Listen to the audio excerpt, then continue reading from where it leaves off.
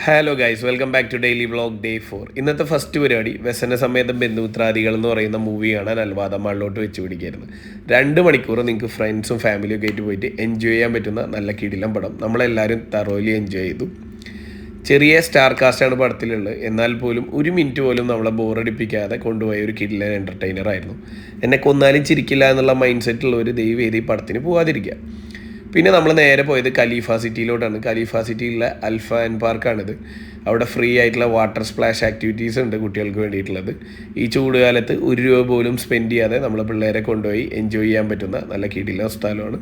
പിള്ളേരെല്ലാവരും thoroughly enjoy ചെയ്തു. അവിടെ എല്ലാ ആക്ടിവിറ്റീസിലും പങ്കെടുത്തു.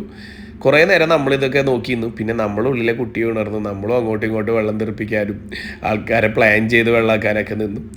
നമ്മൾ കുറേ കാലമായി നമ്മളുടെ സ്വന്തം ടീമായിട്ടുള്ള മാഞ്ചസ്റ്റർ യുണൈറ്റഡിൻ്റെ ഒരു ഗ്ലോറി ടൈമിലുള്ള റെട്രോ ജേഴ്സി തപ്പി നടക്കാൻ തുടങ്ങിയിട്ട് ഇപ്പോഴാണ് നമ്മുടെ സൈസിനും കാര്യങ്ങൾക്കൊക്കെ കറക്റ്റ് ചെയ്തിട്ടുള്ള ഒരെണ്ണം കിട്ടിയത്.